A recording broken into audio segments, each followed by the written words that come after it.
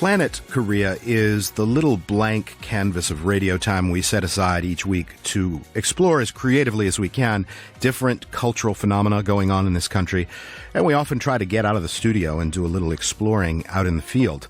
Once a month, we're joined by Colin Marshall for an occasional series on Korean urbanism.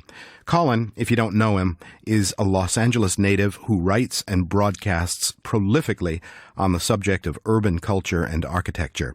You can search him online. You'll find a mountain of his articles and podcasts. Anyway, Colin has been reading up on the Seoul bus system lately, and he suggested we take a ride around town to discover some of the more iconic bus lines. Come along for the ride.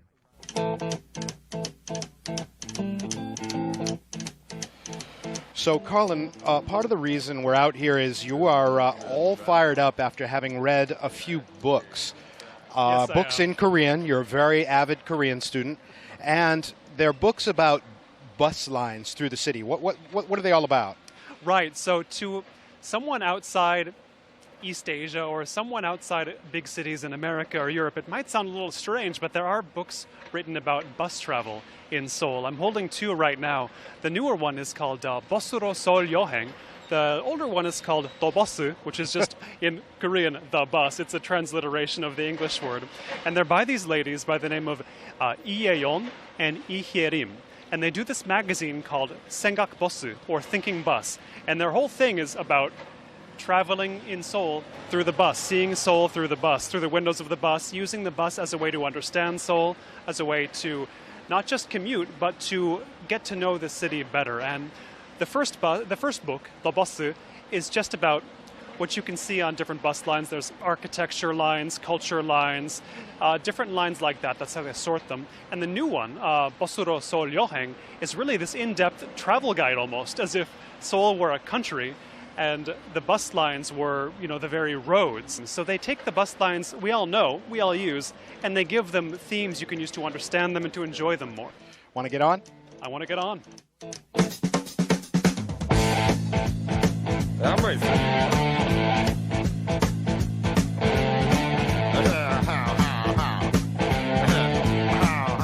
So, Colin, this is kind of a good omen. Already, we've gotten on the bus, and this is a first for me. This is the first double-decker bus I've ever been on in Seoul. It's the first I have as well. Have you been to London? Have you ridden the double-decker buses there, the iconic London two-story Route Master, or the new ones, anything like that? I did not, but I lived in Hong Kong for a long time, and they've got double-decker buses modeled on the London ones. But this is a relatively new thing, double-decker buses here. Yeah, they've only been recently introduced. You don't see many of them, but this is a commuter bus. So I think they're starting to roll them out on these sort of higher volume lines, the ones that take a lot of people, in and out of the city every day. For somebody who's just arriving in Korea or in Seoul, the buses are colored differently and have different numberings, and those each have meanings. Seoul has a reputation, still to this day, as a bit of a gray city, a little bit of a monochromatic city, not entirely unearned, but color has been introduced over time. So in 2004, 12 years ago, as part of a rebranding, the Seoul bus system got colors. And so I love looking down out my window. I live 6 stories above Shinchon-no, the main drag in Shinchon, and I see almost 24 hours a day this stream of red buses, green buses, blue buses, sometimes even yellow buses, like colorful fish swimming by. And for a while I didn't know what that meant. Why were they these different colors? But they signify things. So the normal buses you ride in Seoul are blue. Some are operated by the city publicly, some are privately operated. Doesn't matter to the user, just pay with your card and get on. But they're sort of the main workhorse city buses. They're the blue ones. And the blue signifies officially the color of the Hangang, the river, and the color of the sky. There are these red buses, like the one we're on now, which are red because they're supposed to be rapid, even though we're sort of stop and go at the moment. But they're commuter buses that go in and out of downtown Seoul. And the green buses are privately operated. They connect major subway stations and other main bus transfer points. So they're really connecting one point of interest to another, one point of transit interest to another. And the yellow ones are circulator buses. They go around in circles. There's not too many of them, mostly around Namsan, but they still exist. So if you see a yellow bus, try riding it, and it'll be a rare experience at some point. And so the shorthand really is, if you're going a short distance, your bus is probably green. If you're going a medium distance, your bus bus is probably blue, and if you're going a long distance, your bus is probably red or orange. Precisely, and there's of course other kinds of buses like specialized airport buses, limousine buses. There's the Seoul Tiger Trolley that goes around. These are less official buses, but they still fulfill their function.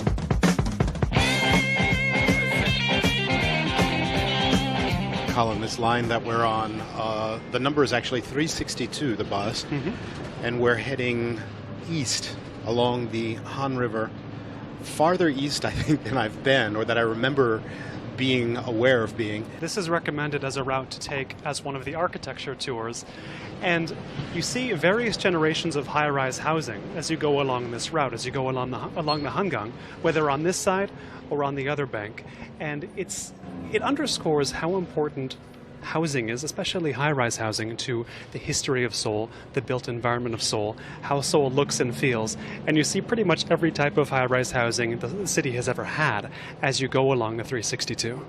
Some real old-timers, too. We're passing by, I guess that must be like a 14-story building or so, and it looks like it has been here since the Park Chung-hee administration or something like that. Yeah, and some of them will have seen better days compared to other buildings the age of this complex. Some look like they're falling down. This one seems to be standing up basically okay. But you'll see all kinds of conditions. Yeah.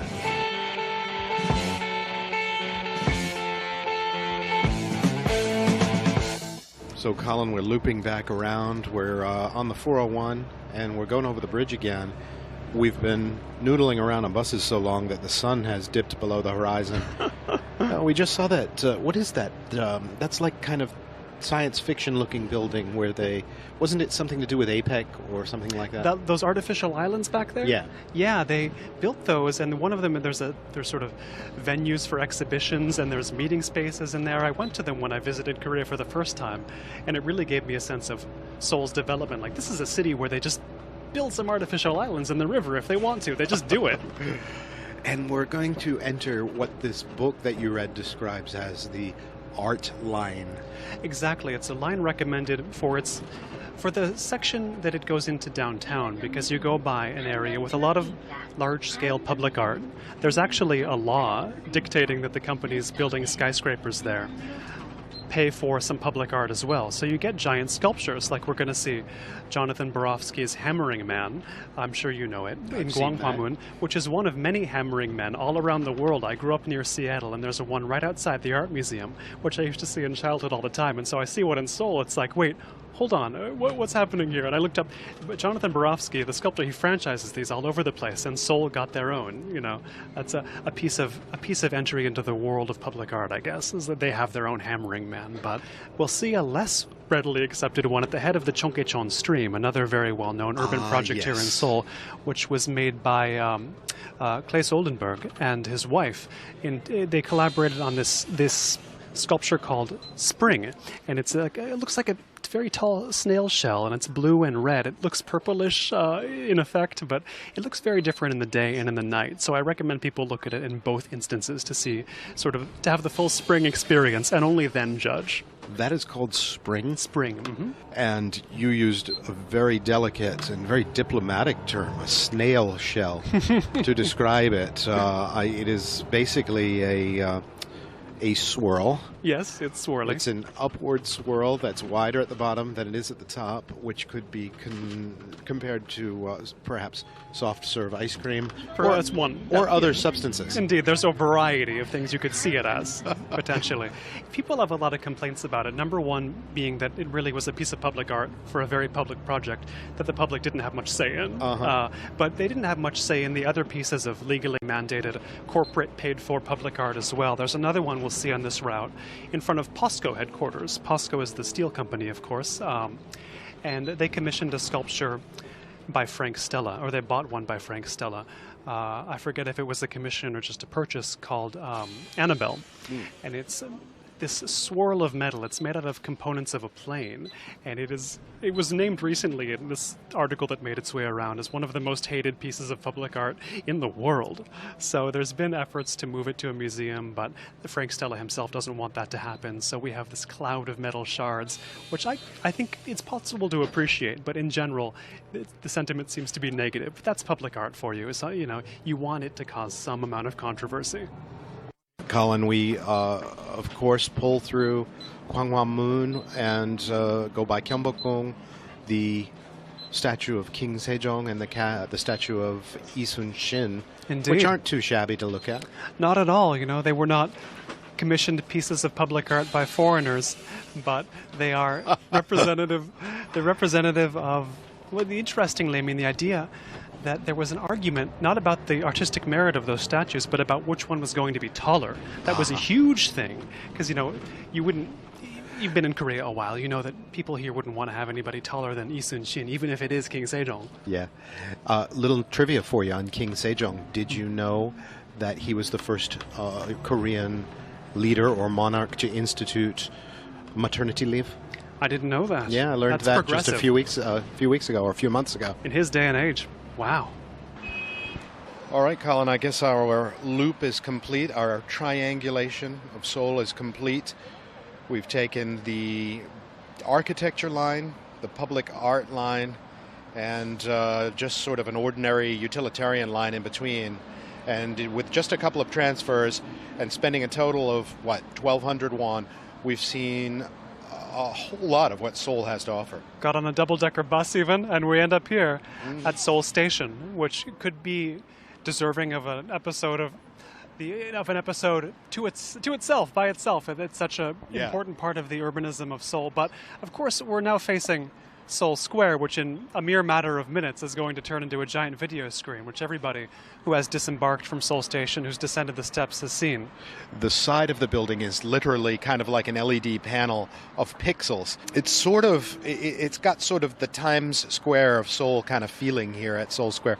The other thing I like about taking the bus is there's this little cheerful message as you exit. I think it said, 고객님 오늘도 좋은 하루 되세요. Yes. That's nice. You didn't have to say that. Have a nice day. Right. I'll take that to heart. It's been good so far. Well, it's been a pleasure, and let's catch another bus sometime. Pleasure's all mine. Let's do it.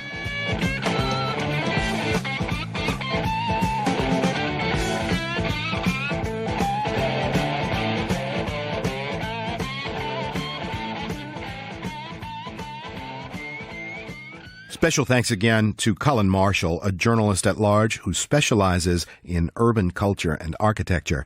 We're back with some health tips from the world of Korean medicine in just a minute. But for now, let's stay on the bus theme with just a little musical interlude from Modern Juice. This is 버스 정류장.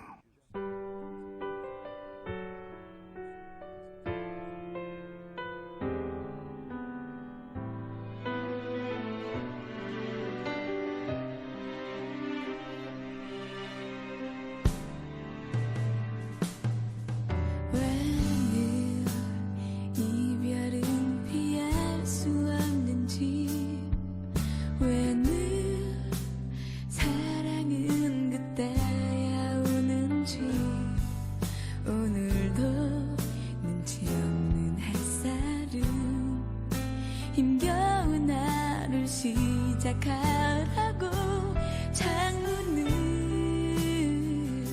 두드리죠. 밤새 지나쳐간 소나기처럼 금세 마를 아픔이라면 이별도 견딜만 할 텐데 밤새도록 흐른 내 눈물도 마를 수 있을